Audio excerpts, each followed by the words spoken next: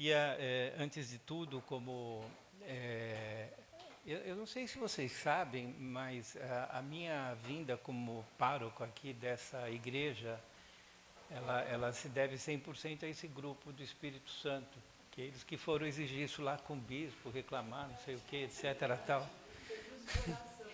E também eu não entendo até hoje porque que elas me escolheram para ser pároco aqui, mas tudo bem, estou aqui. E eu vim aqui, né, quando era um padre bem novinho, hoje eu já tô velhinho quase, mas eu vim aqui dar algumas palestras no grupo de oração quando era recém-ordenado, né? E isso há 27 anos atrás. E engraçado, né? Essa paróquia sempre marcou muito a minha vida. Eu comecei a ajudar aqui quando eu era diácono ainda, porque o pároco, o Padre Nadir, nós nos conhecemos numa reunião do clero, num retiro do clero, na verdade, da região Sé, e ele cismou que eu tinha que vir para a Nossa Senhora do Brasil de qualquer maneira, não sei o que e tal. E aí ele ficava escrevendo carta para o cardeal, amolando isso, aquilo. Eu era pároco, eu era vigário na Catedral da Sé, era administrador paroquial da Igreja São Vito, que eu amo de paixão até hoje. E Padre Nadir meio que me adotou como colaborador aqui na Igreja Nossa Senhora do Brasil, e ele tanto fez, que depois a providência divina e mais a oração delas, no momento que o Padre Nadir estava doente, impossibilitado de continuar pastoreando essa igreja, elas foram lá conversar com o bispo, não sei o que e tal, ele não sei por que aceitou a ideia delas e me mandou para cá. E eu tive a alegria de cuidar do Padre Nadir por mais 12 anos, né? Antes do falecimento dele, era uma alegria, era um dom tê-lo em casa. Eu acho que muitas das graças que foram alcançadas ao longo desses quase 17 anos já que eu estou aqui, se devem à oração dele, né? A oração, Padre Nadir, ele sofria de uma forma muito resiliente, muito silenciosa, muito sobrenatural, muito oferecida a Deus, né? E acho que esse período também o santificou bastante, né? Então, Deus o levou para o céu e ele do céu continua intercedendo pelas coisas aqui da paróquia Nossa Senhora do Brasil. Por isso acho que a paróquia está bem pastoralmente falando, os grupos de oração vivo, muitas conversões, a paróquia rejuvenesceu pra caramba, né? E nada, quase matam a gente no domingo, né? De tantas horas que a gente tem que ficar no confessionário, mas isso é graça, isso é bom, né? São pessoas procurando santificar suas vidas, né? Buscando ser fiel a Deus nas pequenas coisas, né? Como diz a Sagrada Escritura e o Evangelho. E acho que muito...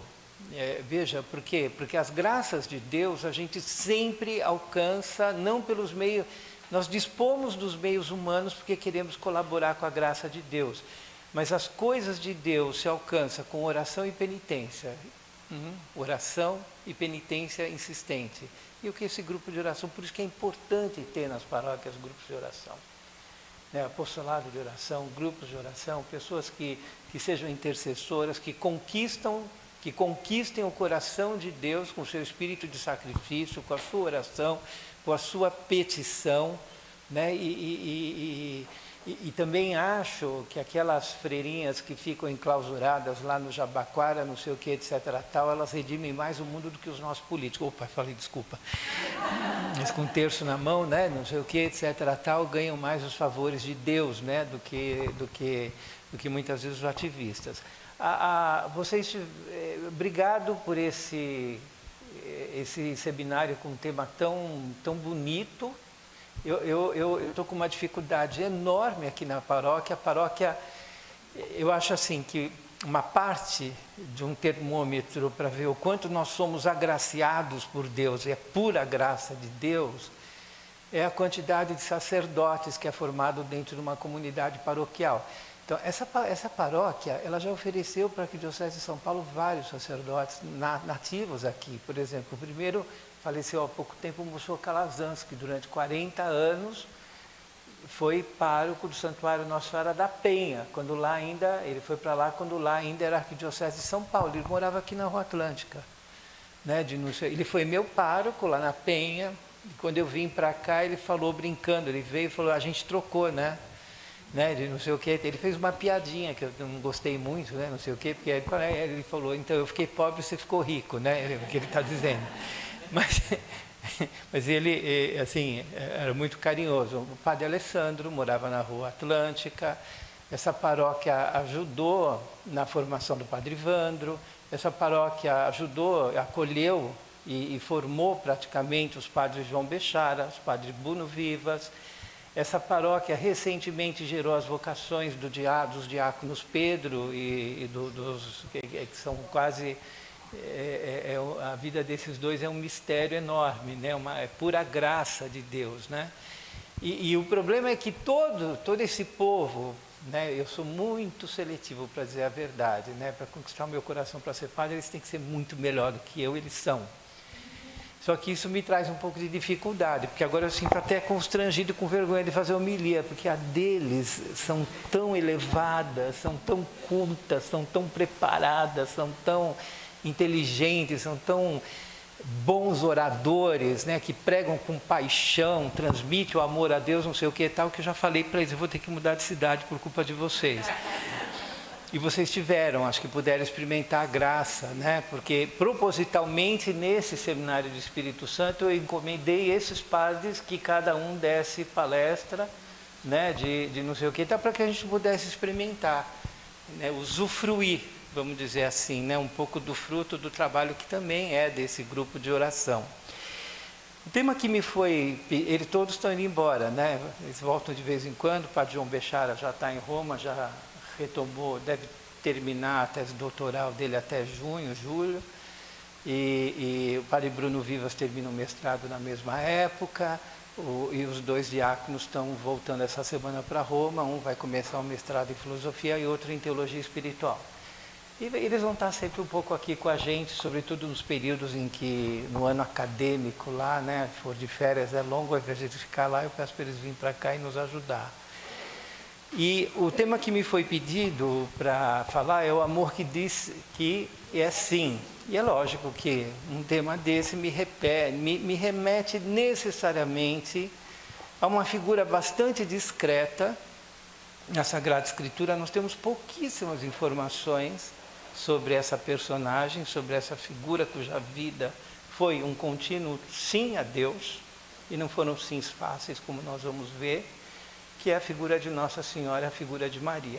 E aqui eu transmiti por que nós amamos tanto Maria, por que nós confiamos tanto na intercessão de Nossa Senhora. Um pouco a finalidade dessa palestra é um pouco essa, né?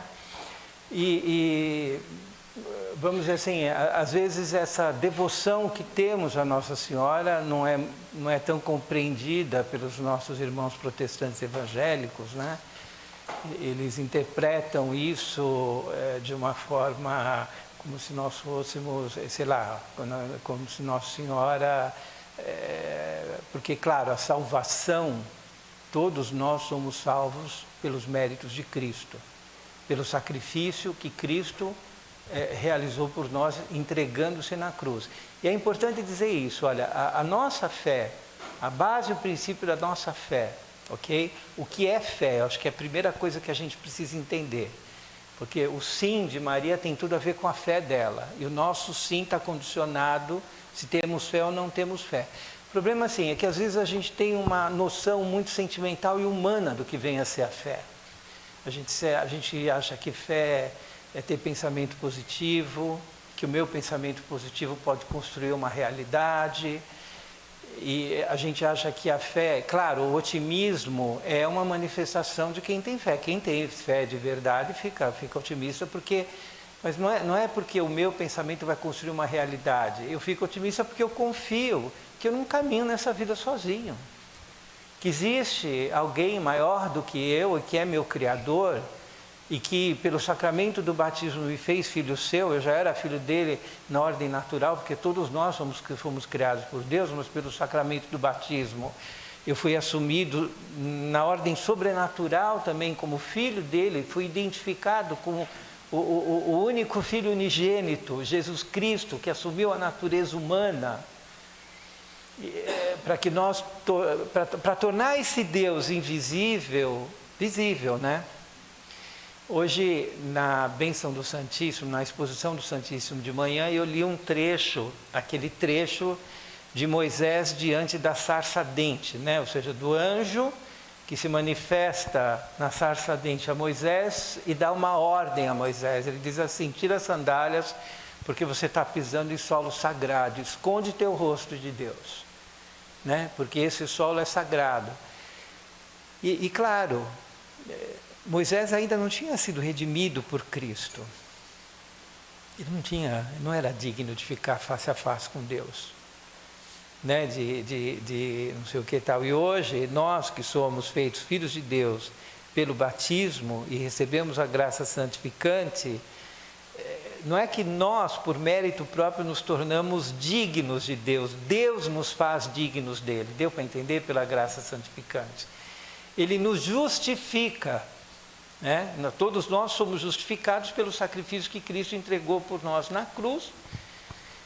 Antigamente existia a religião judaica, era uma religião sacrificial. Eles sacrificavam lá bodes, carneiros, pombinhos, dependendo do dinheiro que a pessoa tinha para poder comprar um bode, um carneiro, uma pomba, entendeu? Mas o sentido desse sacrifício era um resgate. Olha, eu estou oferecendo isso para ser um resgate do meu pecado a Deus, né? Mas olha, bodes, pombas, isso são bichinhos bonitos, não sei o que, etc. Tal, mas não tem a mesma dignidade de um ser humano. Então não é uma paga justa, concorda? Não tem um poder de redenção do ser humano, eram sacrifícios simbólicos. Agora, a segunda pessoa da Santíssima Trindade, o Filho unigênito de Deus, que se abaixa, que assume a minha condição de homem, de ser humano. Eu sempre gosto de usar muito o exemplo do que meu pai fazia comigo para entender o mistério da encarnação. Eu já falei em algumas homilias isso. Sabe, eu vou contar uma coisa para vocês. Nós somos em 5 irmãos. Eu fui o único que nunca apanhei do meu pai. E eu era uma praga.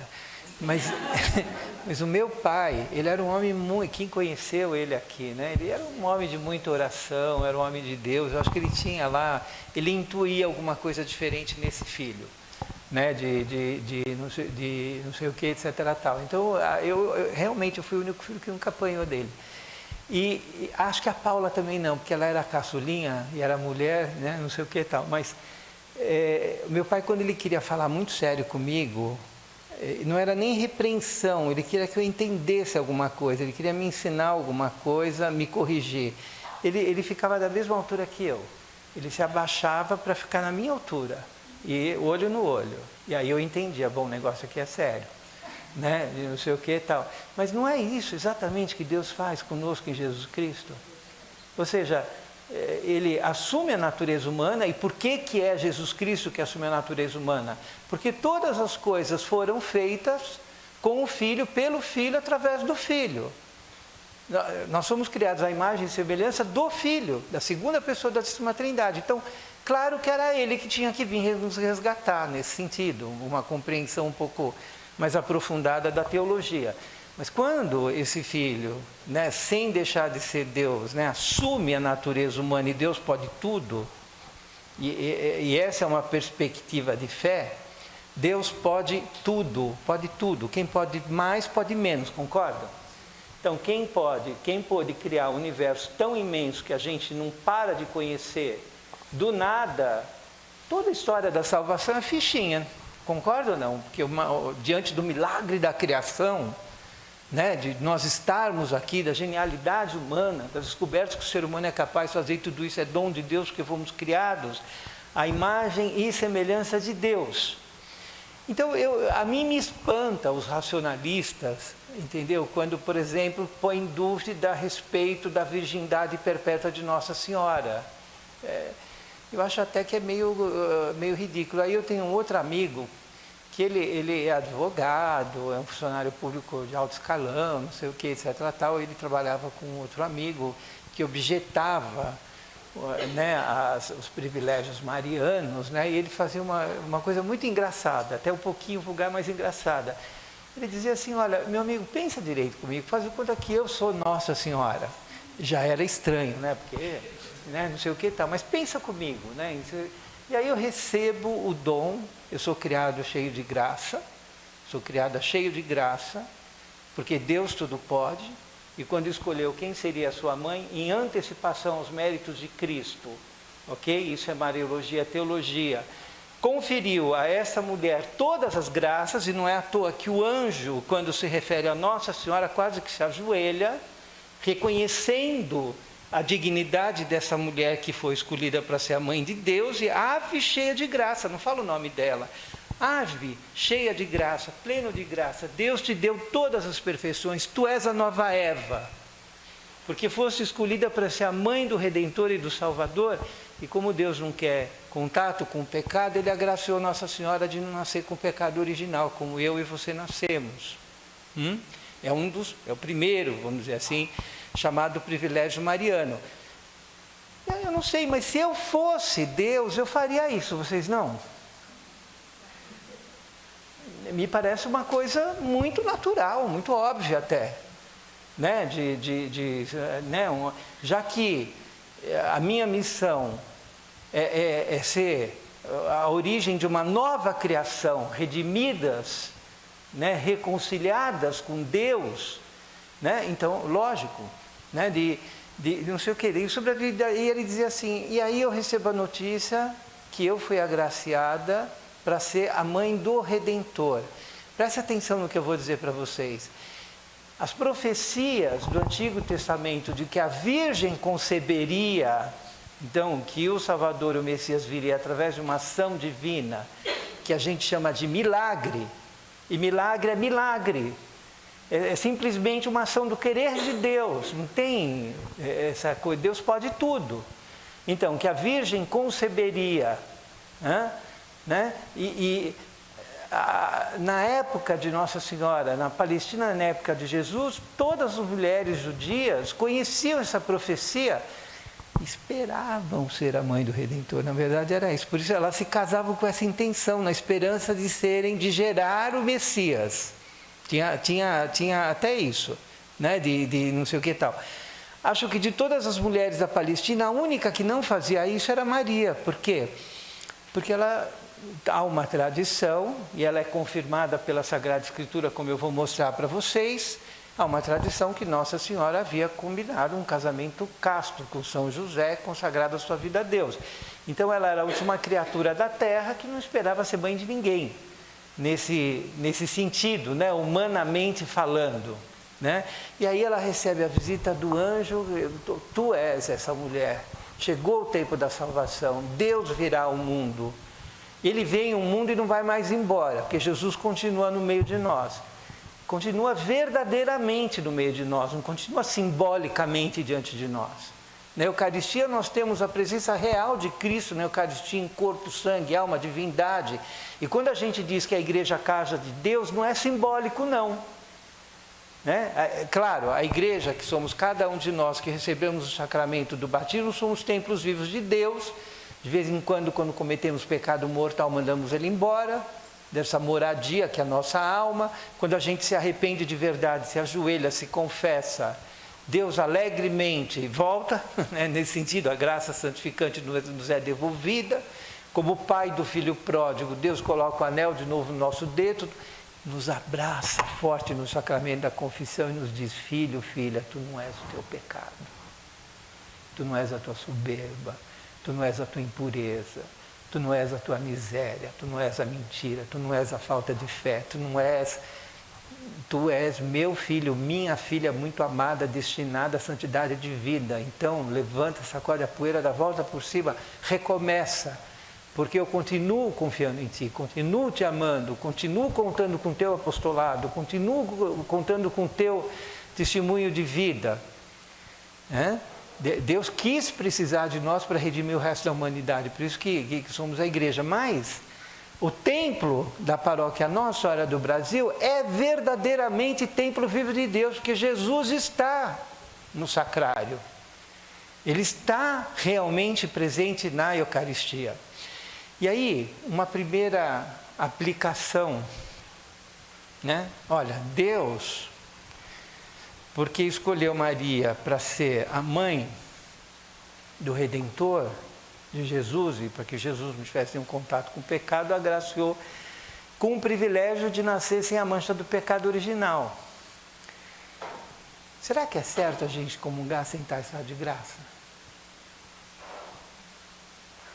Será que é certo a gente comungar se a gente está numa situação permanente de pecado mortal? Ou de pecado de desobediência? Porque hoje em dia as pessoas têm uma noção de fé tão sentimentalista, tão individualista, tão subjetivista, como se Deus não tivesse se revelado, ninguém soubesse nada a respeito de Deus, a respeito do bem, do mal, de quem é o verdadeiro Deus, do que é a verdade, e cada pessoas vão como que criando as suas próprias religiões, isso muitas vezes até interno, dentro da própria igreja isso acontece. Né? Mas objetivamente, não nos foi manifestado o que é o bem e o mal através de uma lei, os 10 mandamentos, que é uma constituição maravilhosa. Ama o Senhor teu Deus com toda a tua alma, com todo o teu entendimento, com todo o teu coração, não tomar o nome de Deus em vão, guardar domingos e dias de festa, e aí vir na missa é uma delícia. O quarto, honrar pai e mãe, não matarás, não pecarás contra a castidade, não levantarás falso testemunho, não pegarás aquilo que é teu, né? Não desejarás a mulher. Claro, essa formulação, né, era uma época aqui também que as mulheres eram mais recatadas do que é hoje, né? Então não desejar as mulheres, não desejar o marido do outro também, a casa do outro, fidelidade no matrimônio, não ter inveja, né? Não desejar aquilo que é a casa alheia e assim por diante. Mas se vocês pensarem bem, esse monte de não façam isso, olha, é garantia da nossa liberdade, da nossa realização, da paz no mundo, de harmonia. A pessoa que vive segundo a vontade de Deus, essa pessoa é livre. Inclusive a pessoa, eu acho que não existe expressão maior de liberdade, ok? De nós caminharmos com autonomia em relação àquilo que os outros pensam de nós, em primeiro lugar, né? Eu quero agradar a Deus, se o meu coração está em Deus acima de tudo, olha, não faz muita importância do que... eu quero agradar a Deus com a minha vida, que foi isso que Nossa Senhora fez a vida inteira dela, né? E aí esse meu amigo, voltando, né? Então você imagina, eu recebi essa graça imensa, não sei o que, mas você acha que eu vou querer ter alguma coisa com qualquer outra pessoa? Se o meu coração já está completamente tomado por Deus, pela graça de Deus, né? E assim por diante. É um raciocínio humano, mas eu acho muito real, muito consistente, mas ele é confirmado pela Sagrada Escritura. Por quê? As informações que nós temos de Nossa Senhora são sobretudo no terceiro Evangelho de São Lucas, tem o capítulo 1 e o 2 que são o Evangelho da infância de Jesus. Há informações lá que só Lucas revela, e há tradições da igreja que dizem, há tradições que São Lucas entrevistou Nossa Senhora para poder escrever o primeiro capítulo, e claro, só ela poderia ter contado, né, o Evangelho da infância, como foi a Anunciação, como todos os acontecimentos, como foi a fuga do Egito, toda aquela história que a gente lê nesses 2 capítulos, né? Ela mesma contou aquilo para os apóstolos. Mas quando veio o anjo e disse, né, alegra-te, ave cheia de graça, né, o Senhor, né, alegra-te porque tu conceberás um filho, ela faz uma pergunta, a primeira palavra de Maria que aparece no Evangelho, mas como vai ser isso, se eu não conheço o varão?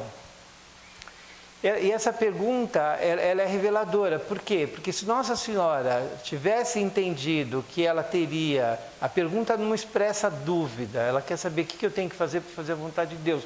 Porque eu combinei um casamento casto. E aí, eu tenho que abrir mão desse voto? Entendeu? E aí o anjo, não temas, Maria. Né? Não precisa se preocupar com isso aqui, né? Ele será filho do Altíssimo. Essa pergunta de Maria, essa objeção de Maria, só pode ser compreendida nessa lógica de que era uma mulher que já tinha consagrado a sua vida em Deus, então ela não precisaria perguntar nada, ela entenderia que ela teria que ter um casamento natural, e que desse casamento natural brotaria o Messias, e nem teria nada de mal se Deus tivesse decidido dessa maneira, mas não foi dessa maneira, né? Por quê? Porque trata-se de criar uma nova humanidade, né? A partir da vida de nosso Senhor Jesus Cristo. E esse foi o primeiro sim de Maria. A pergunta diz o seguinte: olha, se eu tiver que abrir mão da minha vontade para fazer a vontade de Deus, eu faço, mas eu não queria. Mas se tiver, eu faço. E a resposta que ela dá é: faça-se em mim segundo a tua palavra, não a minha palavra. O nosso sim a Deus é assim. Nós temos coragem de chegar diante de Deus e dizer: faça-se na minha vida o que for a tua vontade? Aliás, uma pergunta: alguém aqui já perguntou para Deus o que é a vontade dele para a tua vida? Porque às vezes a gente quer que Deus faça a nossa vontade sempre. Não, meu Deus, eu quero com o Senhor não sei o quê, mas desde que o Senhor faça a minha vontade. Desde que o Senhor satisfaça a minha vontade. Né? De poucas pessoas dirigem na decisão de uma vida: se vai casar, se vai ser padre, se vai ser religiosa, se vai fazer isso, se vai fazer aquilo, se vai... Poucas pessoas chegam: Senhor, é tua vontade que eu faça isso? Né? E Deus responde sempre quando a gente pergunta de coração sincero. Mas a gente teria que ter a abertura do coração que Maria teve, e de dizer: Senhor, faça-se em mim a tua vontade, me faça conhecer a tua vontade. Mas eu acho que, claro, Nossa Senhora era muito especial, ela nasceu sem pecado original, não sei o que e tal. Eu ouso dizer que ela tinha mais facilidade do que nós de dizer todos os sims dela a Deus, porque nós somos frágeis, né? Um pouco quebrados, né? Não sei o que e tal. Porém, Santo Agostinho diz que onde há o pecado, superabunda a graça. Então eu preciso confiar em Jesus, eu preciso confiar no Espírito Santo, eu preciso confiar no que eles podem realizar na minha alma, do modo como eles podem transformar a minha vida, por mais difícil que isso possa humanamente parecer, ou por mais que impossível isso possa humanamente parecer. Eu preciso confiar na graça de Deus, deixar a graça de Deus agir em mim. Aliás, a melhor definição de santidade que eu li, e é muito bonita, diz assim: que os santos são ladrões que roubam de Deus até o amor que consegue amá-lo. Pedem tudo, o ar que respiram, perdem purificação das suas misérias, são homens fracos que se reconhecem fracos, homens e mulheres que se reconhecem fracos e que se escouraçam na fortaleza de Deus, né? Miseráveis que se lavam na misericórdia de Deus, né? E que pedem a Deus até querer a Deus, até querer a conversão. Tudo nós temos que pedir a Deus. E quando a gente vê, por exemplo, as palavras de Maria que aparecem no Evangelho, né? Como se dará isso? Faça-se em mim segundo a vossa vontade. E aí Nossa Senhora vai, visita Santa Isabel, não é isso? E aí a outra palavra de Maria, o maravilhoso hino de Magnificat, que se um dia vocês tiverem curiosidade de saber de onde Nossa Senhora tirou tão belas palavras, da Bíblia, do Velho Testamento até então conhecido. O Magnificat é, na verdade, um canto inspirado no cântico de Ana, primeiro Samuel, né, que era estéril e concebe pela graça de Deus, não era virgem, mas era estéril e concebe pela graça de Deus, e faz um hino maravilhoso, agradecendo a Deus pelos dons que recebeu. Mas depois, assim, é uma mistura de citações do texto. Magnífica é uma mistura de citações do texto do Antigo Testamento, em ordem. Ela cita primeiro o versículo 9 do Salmo 110, depois ela recita o versículo 17 do Salmo 102, depois o versículo 11 do Salmo 88, depois o versículo 9 do Salmo 106, depois o capítulo 41 de Isaías, depois o Salmo 97. Bonito, Nossa Senhora era piedosa. Ela meditava a palavra de Deus, ela recitava os salmos, ela tinha a presença de Deus, ela tinha vida contemplativa, conhecia de memória esses textos da Sagrada Escritura. É bonito isso, né? E a beleza do Magnificat é de uma mulher que, sendo cheia de graça, Entendeu? Se reconhece pequena diante de Deus, porque reconhece que tudo que lhe foi lhe dado por graça. Essa é a beleza do Cântico de Magnificat. É a pergunta que eu faço. Nós reconhecemos que tudo que nós temos são dons de Deus, não foram emprestados por Deus. Né? Mas, sobretudo, entendeu? Que na história da salvação, sim, nós temos que cooperar com a graça de Deus, dizendo sim, por mais que esse sim me exija. Tudo bem, às vezes eu posso dizer, não, eu preciso de um tempo para botar minha vida em ordem, eu preciso de um tempo para dar esses passos, e isso é previsto, a gente chama isso de princípio da gradualidade. E Deus tem paciência, viu? Né? Deus tem uma paciência enorme, enorme, sabe esperar. Né? Mas a gente não pode ter a presunção de salvação, que às vezes a gente fica protelando nessa confiança uma decisão de conversão. Acho que alguém falou aqui no comecinho de pecadinhos de estimação, né? Então, puxa, eu sei que eu tenho que dar esse passo, eu sei que eu tenho que ver essa conversão, eu sei, mas puxa vida, me falta disposição, me falta coragem, como é que eu vou explicar isso para os outros, não sei o quê. Nossa Senhora não pensou em nada disso, né? Ela nem se preocupou em contar para José o que aconteceu, ela confiou na providência de Deus, na graça de Deus. Deus fez isso, Deus vai resolver, ponto final. E eu não teria a mesma tranquilidade que ela. Né? Honestamente falando, eu não teria a mesma tranquilidade, humanamente falando, que ela. Mas ela é cheia de graça, cheia de Deus. Vivia na presença de Deus, contemplava Deus, meditava os textos da Sagrada Escritura, era uma mulher de oração. E o fato de ser uma mulher de oração é o que? Era a correspondência à graça recebida dela, que a capacitava de dar todos os outros sims que ela deu na vida a Deus, e não foi fácil a vida dela. Nossa Senhora disse sim ao anjo, e ao dizer sim ao anjo, ela disse sim para mim e para você. Se não fosse ela, Cristo, né? A gente, não é? Ela disse sim, quando para satisfazer a vontade de um tirano, ela foi obrigada a fazer uma viagem perigosa, inóspita, no fim da gestação. E ela disse sim sem reclamar, quando ela não encontrou nesse mundo caridade que a abrigasse na hora do parto. E disse sim quando teve que se submeter a dar à luz numa gruta fria, escura, inóspita, habitada por animais. E ela disse sim quando teve que fugir para o Egito. E ela disse sim quando o anjo ordenou que ela voltasse para a Palestina e recomeçasse a vida lá. Eu acho que Nossa Senhora só teve vida tranquila durante a vida oculta de Jesus. Né? Aquele tempo lá que eles se estabilizaram em Nazaré, Jesus estava quietinho, né? O Evangelho né? Acho que lá Nossa Senhora experimentou nessa terra, entendeu? Um pouco de paz, de serenidade, que logo terminou no início da vida pública de Jesus, que não deve ter sido nada fácil para ela também. E ela disse sim a acompanhar, né, discretamente, à distância, oculta, né, o grupo que seguia Jesus. E ela disse sim quando ele foi tirado a São José. E ela, porque São José era de longe o melhor amigo de Nossa Senhora. Chamavam de uma forma muito pura. Não sei se vocês sabem, mas o amor, a amizade é a forma mais sublime de amor, né?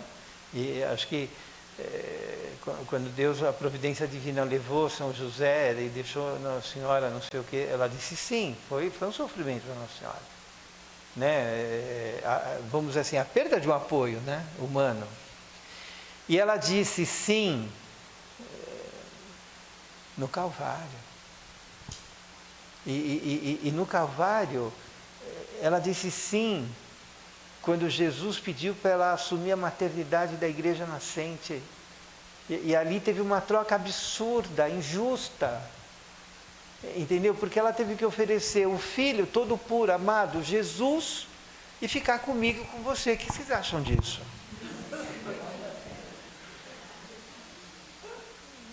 né? E ela disse sim, generosamente, ela disse sim.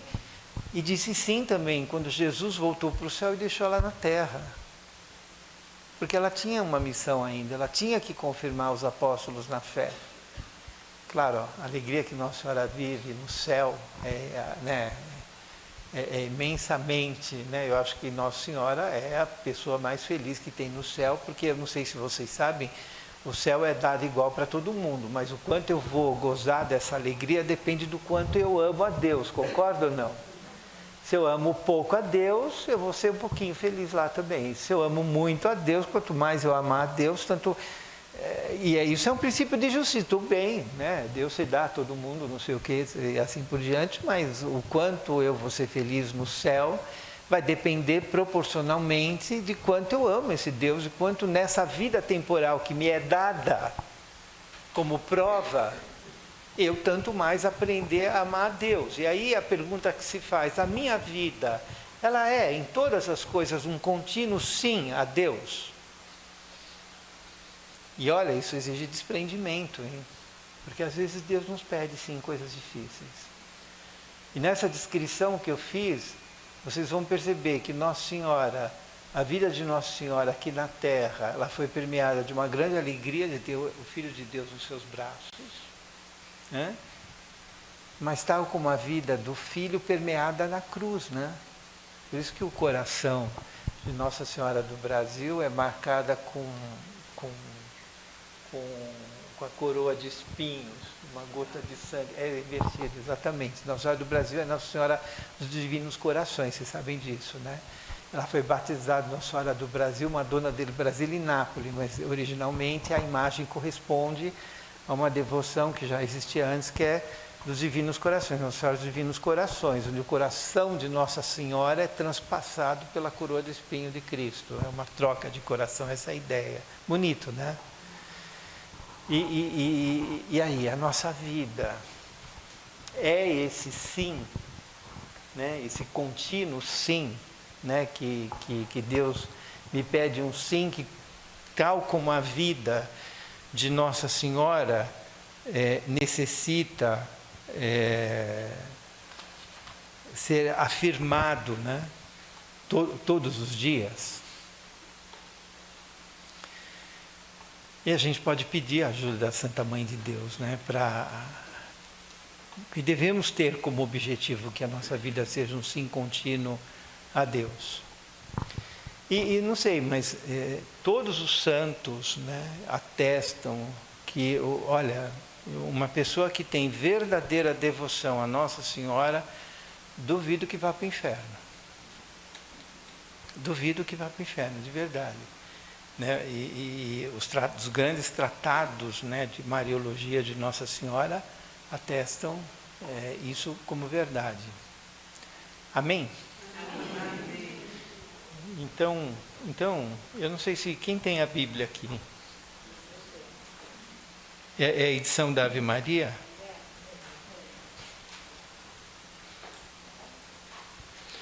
Eu queria terminar rezando com vocês o cântico do Magnificat.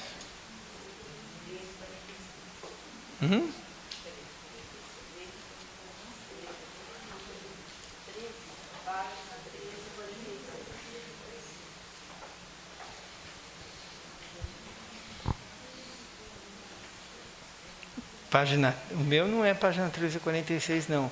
Eu acho que isso porque o número de página depende muito da edição, né? É que eu sou meio ceguinho, tá? Então, é legal a gente aprender a descobrir a Sagrada Escritura não pela página, tá? Mas pela citação, né? Que, no caso, então, é Lucas, ok? Capítulo 1,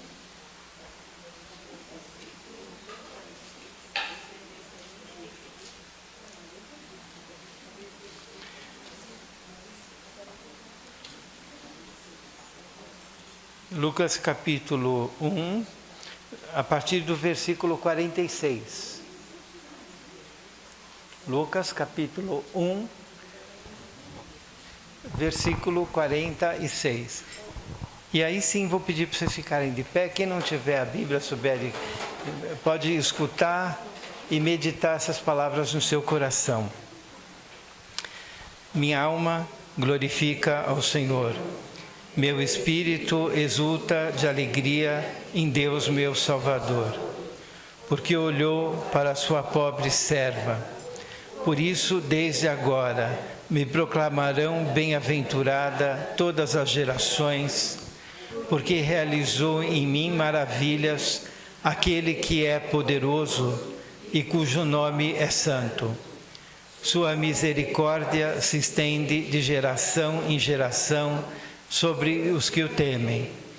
Manifestou o poder do seu braço, desconcertou os corações dos soberbos, derrubou do trono os poderosos e exaltou os humildes. Saciou de bens os indigentes e despediu de mãos vazias os ricos.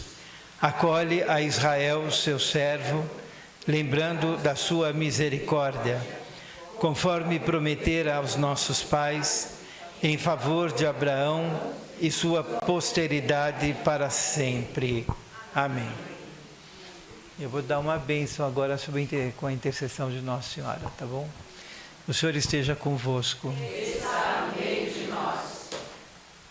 Pela intercessão de Nossa Senhora, Santa Mãe de Deus e nossa, desça sobre vós, vossas casas, vosso coração, a bênção de Deus Todo-Poderoso, que ela vos proteja, vos guie, vos guarde, vos cure, vos conceda as graças que cada um de vocês necessitam em ordem da vossa salvação. Em nome do Pai, do Filho e do Espírito Santo. Amém. Muito obrigado pela atenção de vocês. Eu e minha casa serviremos ao Senhor.